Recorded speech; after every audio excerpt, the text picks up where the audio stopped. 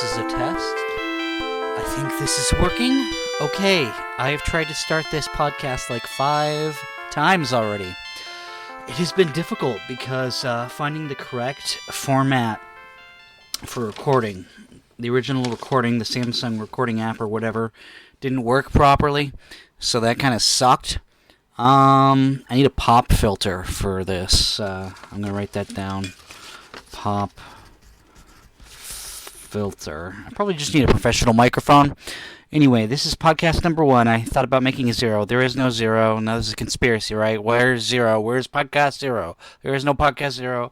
This is podcast 1 or podcast 001. Anyway, instead of making the 14th deadline, I am making the 16th deadline.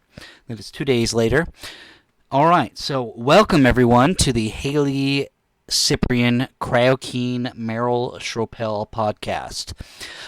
My name is Haley Cyprian Merrill CryoKeen Merrill Schropel, and it's not going to be perfect. That's the thing. That first podcast is just not going to be perfect. It's going to be bad. I'm going to try not to use curse words, but sometimes they will come out. I will try to at least limit the extreme curse words, the unmentionables, the Voldemorts of the curse territory. Apparently, every time I turn my head away from the microphone, you can't hear me too well. Okay, so, let's see. Intro. Thank you very much for the intro and outro. Song Jar. On SoundCloud, he is known as rmforgach. You can, of course, find him at soundcloud.com/rmforgach, and links in the description below. We will be playing 2 of RMF's songs today. In addition to the intro and outro songs, he's the real unsung hero of this episode, the real padding. Thank you very much, RMF Jar. You're a good friend that I've known for a couple years now. Keep on keeping on. Anyway, this podcast was inspired by Felicia Day and Michael Rosenbaum's podcast. So I'm trying to do my own thing, right? Where I talk into the microphone, but I also have guests, so I can see both approaches. I think I can more respect or understand Michael Rosenbaum's podcast now that I actually think about it. Because Michael Rosenbaum's podcast, he's just interviewing other people, and until he meets somebody that he really, connects with or whatever, for whatever reason, he's not going to be too open about, everything in his life. A little bit, but I think he said that, and I've only listened to 1 or 2 of Michael Rosenbaum's podcasts, but I really liked the one he did with the Arrow guy. I'm blanking on his name. I'm going to have to Google it. Arrow. Oliver Queen is Oliver Queen spouse Stephen Amell. Okay, so that's his name. Yeah, I was so used to... Wow, Justin Hartley from Smallville. That was the original Arrow for me. It took me a little bit to get used to Stephen, but Stephen, wow, you did a great job. If you ever listen to this, which you probably won't. Anyway, I was really inspired by that podcast and Felicia Day's podcast, and that she just kind of talked, I wouldn't say rant, just talking to a microphone about what she did, and she has a kid. Equivalent to me would be my kid is Boots. I've had him about 3 years. He's a cat. He's great. He's amazing. I just don't, let's see, what else? He's great. He's amazing. Alright, this is why I put this paper here. Oh, my mom's making tea. That's what that noise is. Anyway, I was inspired by their podcast with Oliver Queen and Michael Rosenbaum. You know what I mean. Because he was really opened up and he had panic attacks and stuff on the microphone, and they kept that. And the thing is, I have panic issues. I have fucking panic issues. Holy fucking shit. And I'm sorry that I swear, but that's just myself. I am only going to be able to do this podcast if I can be myself. And I'll try to keep away from the super swears. But swearing is like my culture. It's lower class. There's different classes, right? It's the people that are in TV shows and stuff, they're way middle to upper, upper class. And people who are at the lower spectrum, like myself and under me or whatever, I don't know. People who don't earn as much as me, and I only earn money from disability. I get like occasional donations of like $10 to $50 once a year from random people. Nothing, nothing really to write a tax check about. But if you want to audit me, IRS, go fucking ahead. I have fucking nothing. Close to nothing. Anyway, yeah. So hi, this is Haley CryoKeen post edit. I'd had a little bit to drink, and I'm just basically being extremely raw at this point, but I'm gonna share most of the rest of the rant, and I just want you to know I really do love the work of Felicia Day and Michael Rosenbaum, but during my drunken rant, I do seem to have bashed Felicia Day a bit, and I'm sorry about that. It's not really her. It's just my personal issues and maybe some disagreements between me and how people run her Discord chat room. And that's a whole different issue. So, I'm gonna play some more music by RMF, Evil Duke, and then it's gonna be me ranting. So, wow! First podcast! Yeah, this is a fucking mess. Here we go. An awesome song, Evil Duke by rmforgach. Thank you. Yo! YOLO!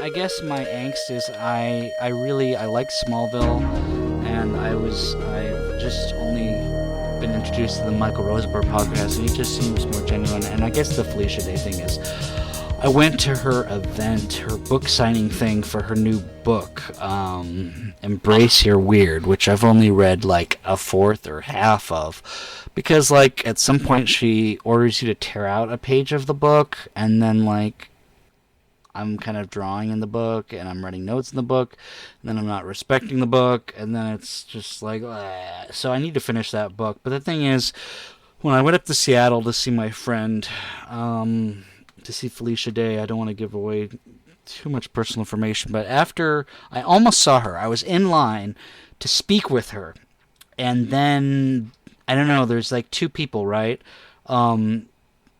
It was like a female usher. She came up to me in line. I remember standing in line because my feet fucking hurt standing, and it was a very good presentation by her. And I was very late, and I was arguing with my friend over text because I was late, and he was angry, obviously because I was late. I was coming up on the bus, and anyway, I was standing in line for Felicia Day to talk to her because like about 30 minutes to an hour after we got there, like, you want to ask a question? So I got up and I got in line.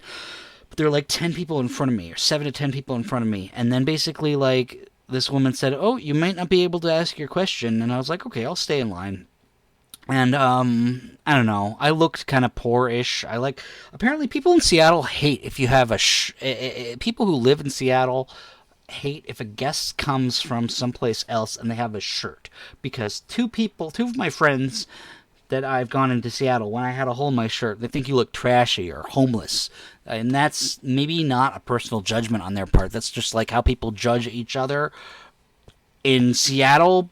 And anyway, so I kept like adjusting my belt because I'm overweight. I'm fat, and I'm over 250 pounds, and I don't know if people thought, if the organizers thought that I was gonna like flash her or something. Basically, so the after standing there for half an hour to 40 minutes or something like that, it felt like that long. The first person came up. The usher said, "Oh, someone's gonna have to stay. She might not get to your question." She was kind of like trying to get me to not be in line.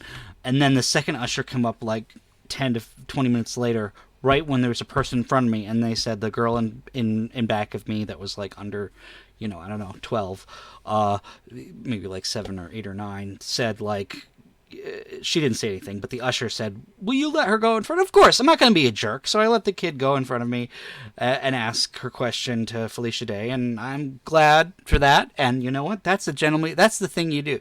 Like, was I going to be? They asked me though, like I could have just been a jerk and said like no, and like the two questions I wanted to ask Felicia Day were like, what's it like to be on Supernatural, and what was it like to work on Eureka? Like stupid fucking questions. Anyway, so, and then it was just so surreal because I was sober, and when I got there, I was sweating bullets, and I even though I was a little late, and I got my reserved book, and then my friend showed up a couple minutes later, and he got his book, and yeah, and we were all the way in back, and maybe it's because I don't know, I took out my camera and I filmed a little bit, maybe in the beginning, and this is inside a church, that they said that you shouldn't like film or something like that. Maybe they said that, please no photography. I don't know, but something. Anyway, so I'm taking so much time talking about this. Yeah, just my big thing for just. I had a vacation last year, 2 vacations, and it was awesome. And then this vacation was not so awesome because after that, I went back. I don't want to get too personal. All I want to say is I got kicked out of the friend's house, even though I said I needed to go anyway, because there was a misunderstanding. I said something I shouldn't have, and I regret it. And anyway, that sort of like broke me a little bit, because then I was like stranded in Seattle. I was like, fuck, what do I do? Fuck, I'm in Seattle, fuck, what do I do? I started to panic, and then I like, deep breaths, Haley, you could panic and like scream and cry, but that would probably not be productive here. So I called my dad, and I cried a bit, and just like a privileged white kid, and he got me. I tried Uber, and the Uber app crashed and locked me out. Fuck you, Uber. You failed me in Seattle 3 or 4 months ago. And then I got a Lyft, and Lyft has been pretty good to me. And the thing about this story is that the Lyft driver, it's weird. I've only taken Lyft 2 or 3 times. The third or fourth time I got screwed over, but the first 2 times were great. From Seattle to my dad's house in Redmond, the guy was, I think he was maybe Indian descent or something. I don't know.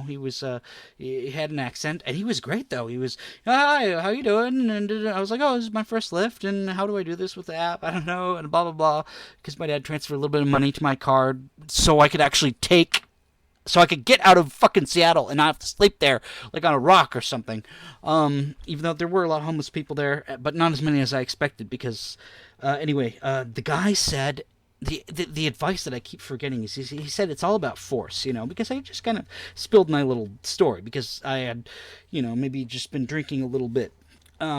And so he said everything is force. He was talking about like taking showers, and it's like a cold shower that hurts, but he it sounds like he was testing himself and turning up the cold shower, turning it up from warm to cold. And he was just telling me, you just got to keep at it. You got to keep going forward. It's interesting because from after I crashed at my dad's house in Redmond, I did get I think I took a bus down to Tacoma to get to where I needed to go. But in order to get there, I needed to take a Lyft, because the buses didn't run too late. But the guy, the Lyft driver from that point, was great, because he was like, yes, and he even had mints at the back of his, little candies and stuff. I think that was, and it was similar. Oh, I'm just going to college on the side. And it sounds like they're not making too much money in Lyft or Uber, but they're making enough. And yeah, so. Anyway, that was the big thing that happened to me, and I hope I didn't give too many personal information, because that's all public. Pretty much everything I said happened in public. And anyway, I don't blame Felicia Day or my friend for anything that happened that night, because that's just normal. That's life. It happens. That's raw. And, I haven't been able to talk about that story, publicly before. Now I can. It's great. Anyway, yeah, I don't know. I moved down to, a sort of a rural area about 6 years ago from Redmond, and that was a huge transition for me. I didn't have internet the first couple of months, and that was devastating, because I was just so much used to getting onto Gmod Theater and watching YouTube videos and movies that were on YouTube with my friends, and that was so socializing. That was great. Even playing Ingress, even though there were a few Ingress points on the island. Ingress is the game that came before Pokemon Go. Pokemon Go just stole all of Ingress's clout and everything. But anyway, Ingress was the original, and you'd submit portals and stuff, and then they be Pokemon stops or whatever. I haven't played Pokemon Go in forever, but I should probably play it again or something. I don't know. Anyway, I try to draw sometimes. You just have to force yourself to draw. It's like the first Uber driver told me. It's like you have goals, you have things you want to do, and you have to force yourself a bit. You just really have to force yourself to put yourself in an uncomfortable situation, and then you go back a little bit. I'm kind of drawing here on my art canvas thing. Yeah, it's what you do with life, So people had some questions for me, so I needed to rant in the mic for a bit, just like Felicia Day does. I guess I'm a little jealous of her, because it's like I get Michael Rosenbaum's podcast. It's just kind of like a, hey, how you doing? And Felicia Day's just talking to her mic, and I guess she's never had to. Felicia Day has not had to, I assume, have the same kind of problems I have. I mean, maybe she has her own. I know she has had anxiety issues. I know that for sure. God, I hope this isn't popping up, or I can run this through a filter if it's popping. But the way she talks about her podcast, I guess I just want to say it makes me jealous, because she's just always, going someplace or doing some cool thing, or and her voice is just so sexy and nice to listen to. And I guess apparently saying sexy is bad, because I heard about her Discord server when I was in Seattle, and I heard her say that over the speakers in the church, and then I joined the Discord I think that day or the next day. Originally, the post that I joined said you had to pay $5, and that tricked me to making me think you had to pay $5. But you used to have to pay $5, and now it's free. And it's mostly nice, but they're just upper fucking middle class people. And I have no problem with, I have some problem with social justice warriors, but I've been involved with the 4chan crap for the past 5 years, because I moved to a rural area where I'm poor, and I have addiction issues, and I'm fucking white, so, I have privilege, so I can't complain, right? And, yeah, basically, how it went was I didn't get banned, but one of my friends that joined the Discord server got banned because he was a fucking idiot, and he didn't, suck the mod's cock, basically. And yeah, I'm swearing. I'm sorry about that. But it's this is my fucking podcast, and maybe I won't have the pastor on as an interview person, and whatever, this podcast bombs, or because he's swearing all the time. What's wrong with him? Because I've needed to make this stupid podcast and work with Redshift for a while, and so I'm just getting out all the everything. It's like a free therapy session without any feedback. So yeah, I hope the second podcast goes better, and they don't go listen to the first podcast. They're like, that was terrible. And yeah, I wrote notes. Okay, so let's get to your questions pretty soon here. And then we'll play a song by Jar, and then I'll talk a little bit about how much I hate Trump. No, I don't really hate him. I voted for him as a Democrat, as a lifelong 34-year-old Democrat who was raised by bisexual Democrats, my mom and my dad. I motherfucking just voted for him for the memes, and I was depressed and drinking all the time. And he said he would help the poor, and he didn't fucking help the poor. He screwed over the poor, and he's trying to take us off fucking food stamps and just everything. He's just, So I don't like him, and I will never vote for him again, and I'm sorry, and I voted for him for the memes and the Pepe the Frog crap. And, yeah, anyway, I want Bernie to win. I want Bernie to fucking win. Let's get to your fucking questions. I was resisting making a stupid fucking podcast for a while because you have questions, and I want to solve them, and it's like, okay, you can ask me questions. I won't be as panicky on the second one because I'll have gotten out all this nervous energy. So it's okay to fucking ask questions now, even though this is going to be an MP3. So ask your questions, please, in the YouTube section of the podcast or directly. I don't know. I don't do well with emails. I'm afraid of things going in spam box. You can email me at cryogenickeen@gmail.com, or I would prefer you direct message me on Discord or leave a message if there's a SoundCloud comment section. I don't know if there is. Or you can leave a message on the YouTube comments, or just wherever, Twitter, Instagram, wherever you hear this, or text me the message. Just be like, podcast question, or something like that. I'm sorry, I'm ranty. I've had, a drink or two or three because I've been just anxiety bullets, whatever, about the podcast. I have to do the podcast. It's like you want to promise people things because it's like deadlines are good, but deadlines also, guess it's like this ADD, ADHD addiction stuff. I want to wait to the last minute because that gives me the energy to do the thing, but that's like terrible for you at the same time.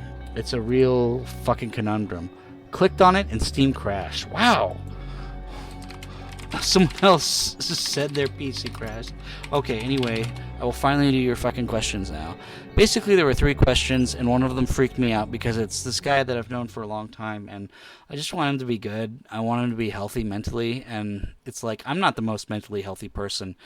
But I will go pee, and I will cut out the me going to pee part, and then I will answer the questions now. All right, I'm opening up the thing soon. Podcast, where is my podcast? CryoKeen, ask your podcast. 66 views, and I was trapped on 666 subscribers for a while, and I looked it up and I researched, in 666 in the old Bible it was actually Nero. It means fear Nero Caesar.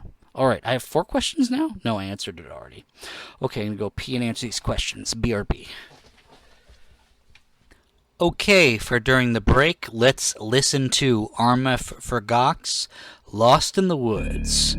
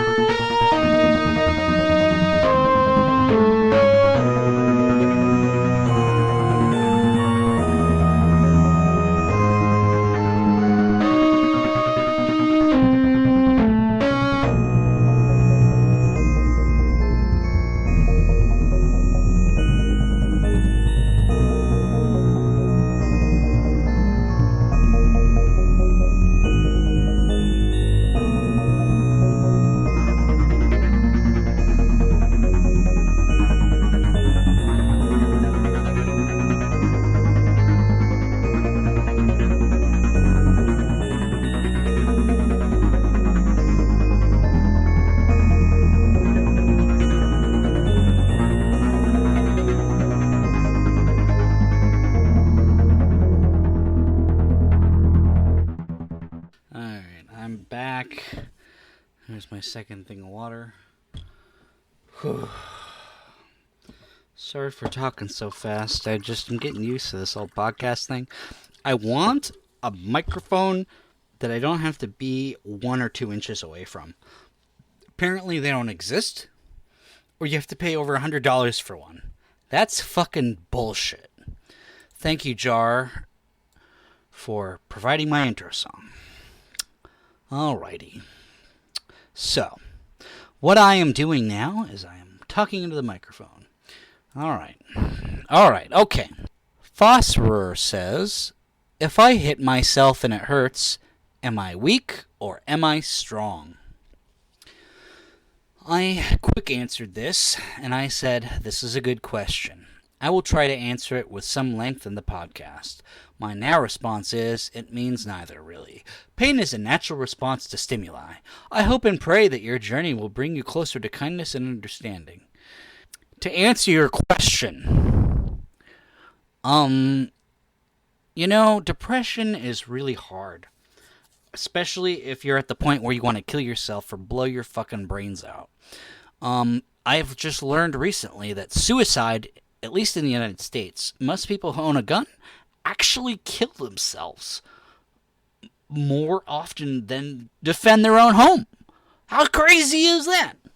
So, to answer your specific question and better things, depression is really hard. Self-harm is interesting. I don't really know what you're asking me, is what it comes down to. I feel like you're maybe in a dark place, and when I've been in dark places, I seek church, I seek religion, I seek aliens, I seek E.T., I seek stimulation, I seek friends, I seek mother, I seek relationships, I seek pleasure, I seek escape, I'm not the best person to ask this question, but I know that being on some minimal amount of psychiatric medications to level out my SSRIs, like Lexapro, and I'm not endorsing that particular drug over any other drug, but it keeps you from going over the edge a bit sometimes. And I'm on Depakote for the bipolar, even though I'm not diagnosed as bipolar. And really talking helps. Talking to a professional therapist or a friend, a close friend that really you can just talk to, and maybe they'll give a little bit of advice, but mostly that they'll listen, I hope. I have a hard time just listening to people because I always just want to interject and go, I'm going to fix you. I'm going to fix you. I'm going to fix you right fucking now. My name is Haley CryoKeen Chappelle, and I'm going to fix you so fucking bad right now. And I'm going to fix you so fucking bad right now. And I'm gonna fix you so fucking bad right now. But I can't. Because I'm fucking broken. We're all fucking broken. We're all fucking abominations. And, at least, I got into a yelly match with a neighbor about 1.5 years ago. And after that, I decided I needed to go to church. And my neighbor offered me to go to church, and so I fucking went to church. I'm sorry for saying the F word. And going to church and that structure, going to church fairly regularly and Bible study helped me. Even though I don't fully believe all that stuff, I'm really trying so hard to believe. I'm trying. It just seems like it's stories that were translated by people who wanted, people to be good and not just, kill each other. And that makes sense. And how come the Christian God is the right God? Why is the 1 billion Christians right? And the Muslims, why aren't they right? So, anyway, to answer your question, I don't fucking know. Talk to a therapist. Talk to a psychologist.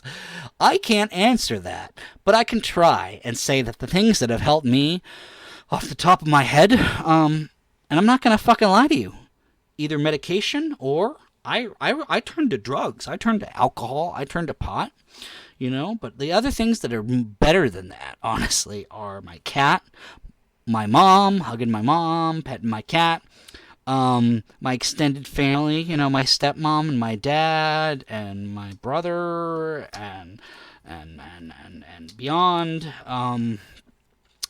really help put things in perspective, and they've helped me over the years, even though I've been a total selfish asshole, and I apologize for that. There's no amount of apologizing I can do other than trying to do better in the future, you know? And ranting into a microphone right now isn't the best I can do, but, you know, you just got to make one step in front of the other, and family helps, and exercise is really key. People were not meant to just fucking sit around and consume sugar like I do. I'm 277 pounds or something like that. You're not meant to just sit around and consume sugar. You were meant to work your body, and then a minimal amount of, like, walking, like 15 minutes, even around your house, combined to 30 minutes to an hour outside and that fresh air outside, and it's not moldy like inside my house. My house isn't super moldy. It's probably like a 3 out of a 10, you know. But it's not like super acceptable, but it's better than fucking 7 out of 10. Anyway, I think I've answered your question. I don't know why you hurt yourself, and you're probably wanting to feel alive, and you are alive, you know? You need to find that out for yourself. You need to ask yourself that question. And, you know, I'm not immune to that. I seek others' help. I seek celebrities' help, and I ask them, you know, I've asked Misha Collins of Supernatural a lot of time for help, and, you know, he hasn't responded because, you know, he's got his own family and his own shit going on. He's higher in that echelon than me and you or whatever. I don't know. I don't know what you do in your life, and I'm just kind of here ranting into a microphone, and that's my first podcast, and I hope that I'll get so many fucking interviews, maybe even with Misha Collins someday. Hopefully he won't listen to this, but if he does, hello. You seem like a cool guy. Anyway, if I hit myself and it hurts, am I weak or am I strong? I stand with my original answer, neither, because it means you're just trying to be alive. You're trying to find a purpose. You know, I love praying to aliens and Sandy Wisdom on Twitter, and praying to God and Jesus and fucking. I just love my cat and how he looks at me, loves me, and sits on my lap. Animals, man, get a fucking animal, get a dog, get a cat. That will really put a 20% improve on your life. And if you actually exercise, that'll put another 10 or 20%. And then, I don't know, if you get a girlfriend or something, that's another like 30+%. I wouldn't know. I haven't had relations with a girl in a very long time. Anyway, I hope that answers your question, Phosphor. And I'm sorry I wasn't there for you, and I'm sorry that I can't help you more. So I hope I helped a little bit. And please, just contact me more if you want. You know, just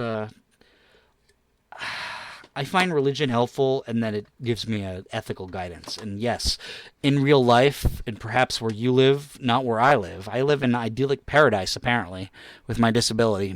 But I understand where you live, perhaps crime is more prevalent, and it is more likely to go between the lines. I get that, because on Felicia Day's fucking Discord, if you mention piracy, you know, you get fucking kicked. And that's the thing. I'm not fucking Felicia Day. I'm not angry with her. I'm angry with her fucking mods and with her admins that, like, oh, we have to keep this Discord clean because, you know, if you mention piracy, then the Discord will be canceled. Well, guess what? You fucking create another goddamn Discord. That's what you fucking do. You create another Discord. That is what you do. And they seem to ban a lot of people that are slightly trolly. Well, guess what? Most of the gamer community is kind of trolly, and that is a whole nother topic. That is a good topic for another. That's for episode 2 or 3. The ep 2. No. I'm sorry. I have to move some glasses around here to write this down. Episode 2 or 3 or 4. The toxicity of the gaming community. That is a whole nother topic. And I get that she's from the part of the gaming community that's like nice and giving everyone thumbs up and stuff, and that's good. I am also immersed in part of that, but I'm also immersed in the toxic part, which is a lot of white males that are frustrated about a lot of things. And you know what? I bet a lot of other people of other races and colors are also very frustrated about a lot of things, and that's okay. It's okay to be frustrated. You don't have to be a nationalist or a socialist or whatever fucking ist to be frustrated. You know, and sometimes we misplace our anger in places that we shouldn't, and that's valid, you know, and that's something that we should be allowed to talk about rather than just burying it and banning it. you know, and I'm happy to take a whole fucking podcast and talk about like how I properly got banned from 3/4 of the Sven Co-op community and my entire history about that. You know, I think that's an episode 6 or 7 episode. Anyway, let's answer the second question if people are still listening. Jack Jolly says, how did you stumble across Half-Life? And did you own any console as a kid? Oh, fuck yeah. Water's great. We are at least 60% water, but no greater than 80%. Something like that. We're all mostly water. Isn't that crazy? We're just all molecules and shit. Where's the soul? Tell me. If you get brain damage, where's the soul? Anyway, Jack Jolly asks, 1 week ago, how did you stumble across Half-Life, and did you own any console as a kid? You know what, Jack? I appreciate your question. I appreciate all the questions, even though they were very difficult for me to answer, at least that first one. I want you to ask me, Phosphor, a better question, if you can. I want you to make your question more questions. Jack, I stumbled upon Half-Life after I moved from California to Washington State about 20 years ago. I'm 34 years old now. I was about 13 years old, and I believe my dad had taken me to a computer store. Yes, that is what he did. And just a little memory from that store. I remember moving my finger back and forth on this computer program that was connected to that old-fashioned ski program on Windows 95 or whatever, where you're like ski-free or whatever, and avoiding the snowboom. But it was connected. My finger was on the pad, and it was like telepathically reading my left or right motion. So I kept turning my finger left and right, but they told me it was inside your head. But I looked it up. They can do that. You put your finger on a thing, and then it knows if you're thinking left or right. And it's some sort of famous cloud application. And I've always thought since then maybe that was a test of a future technology. So at that same store, Jack, I saw Half-Life. The original Half-Life fucking package, man. The whole thing, not these like mini PC these 7-inch by 5-inch boxes. No, man, it was like an 11-inch by 9-inch or 8.5-inch like hole, and it was Gordon Freeman, and you saw his face on the right side, and you could open up the box and you could see inside, and it even showed Worldcraft, basically Hammer, the thing that you make that I've made maps for, in the box. And it was an amazing experience, because I kind of remember that, and I was like, Dad, we need to buy this, and it was part of a display, and I think we got it that time, and it took me like a couple months or weeks or something to play it. I don't know if my dad actually finished the game. Maybe he did. And then I would play the game a little bit here and there. And then, like, within a few months, Sven Viking had released the co-op mode, and I discovered Planet Half-Life, and Walter's stories that I fucking love, and Opposing Force, I think, loved. So they included Walter, and, yeah, you know? Man, Jack, I fell in love with that Half-Life at 13, 14, because I didn't start drinking and smoking weed until about 15. And so I learned the skill of mapping and level design, and that changed my life forever. And I just remember being downstairs in my dad's house, and at the old place and at the new place on computers, and I remember playing 1942 at Microsoft, the Battlefield 1942. Oh man, that was crazy times. So yeah, I got lots of memories when I think hard. But the Half-Life stuff, you remember playing mods. You remember playing Half-Life Deathmatch, and everyone was equal because everyone was equal. It was new. It was like Quake++, and I'd never played Quake, you know? I was scared of Doom just a year or two before, but Half-Life was interesting. It was like a 3D experience. It's like you were inside the game. And and the monsters and the H grunts were hard, and after many years I have developed a affection for the Zen creatures, so I kind of feel bad killing them, and I still kind of feel bad killing NPCs. Not as much killing other people in the video games because they are PvP enemies, but NPCs, I try not to kill them too much if I can avoid it. Anyway, but sometimes you have to. I didn't actually get past Mass Effect 1 until like 5 years ago because in like one of the second missions there's a planet and there's like these little crab creatures and you have to like drive over them to get through the map. I think you could probably get through it without driving through them, but they're just crawling all over the start of the map. And I was like, okay, Haley, and they probably had a beer or something, and I was like, okay, you gotta do it. Oh no, mass cyber genocide of NPCs. So I hope I answered your question. All right. Mac Monty asks, your first video game? Question mark. I don't know what my first video game was. My mom might be able to answer that, but what I can remember is playing Nintendo and playing Super Mario 3, and my dad paying some weird guy that came to our door for the Super Nintendo. And I was very excited for Super Mario 3. I remember that, and I played that Super fucking Mario a lot. But I know I think I played on Nintendo before that. Those Nintendo controls, man, they hurt. I remember playing Castlevania, playing like the Luigi Wario game on my friend Alex's mom's thing, and playing Tetris, and first video game.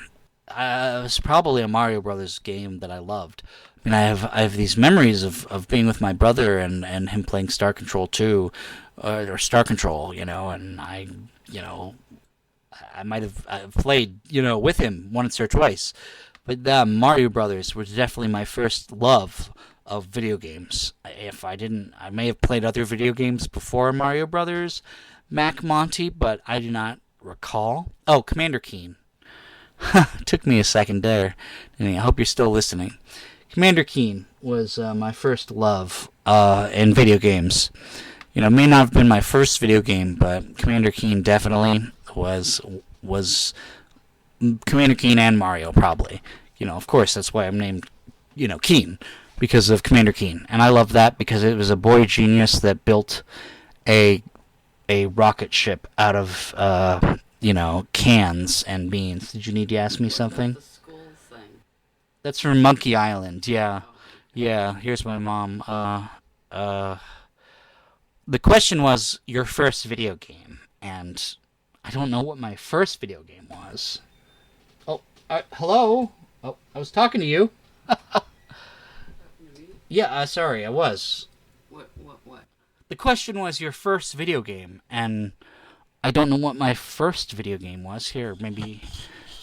I don't know, I just remember the game with the skull being pretty early on in your... Oh, Monkey Island with the Murray skull? Yeah. Yeah. So that would be me watching my dad play Monkey Island, and I'd probably play it a little bit too. But Commander Keen and Mario and Monkey Island, that's where the skull Murray comes from. I suppose I'll put one of these podcasts to my trip to London. Maybe that'll be Ep 11 or something like that. London trip when I was 11. I remember my dad playing Lemmings and playing that a little bit, and a numbers game where you're like a number, and I got blinded by fire. Okay, so I have successfully talked for almost 42 minutes, the answer to life, universe, and everything. And, so I hope you all liked it, so I fucking did it. I fucking did the podcast. Now I gotta edit it. Alright, I hope you all have a great night. I don't know, the last thing I guess to say is, I've been playing Rust on and off, and I know people can be very violent over the internet and talking, but people in chat and Rust are vile, and you should not threaten people or their family. That's not cool. I don't know I mean, I guess I understand that because it's 4chan culture, and when you think you're anonymous, you can say whatever you want. But I'm trying to back the fuck away from that culture, and I don't know what else to say. You know, I'm trying to be a better person. Um, yeah, sorry this podcast has been all over the place. I just needed to, yeah. Alright, I'm happy to. I'm happy. If you guys made it actually this far, great job. Please give me 6 likes, many likes. Okay, whatever. Or dislike. If you didn't like it, say you didn't like it. Say you didn't like it. If you didn't like it. Alright. I promise that if I make an episode 2, it will not be this spastastic. Or I will not make an episode 2. I love you all as humans and sentient beings. And, CryoKeen, Haley out.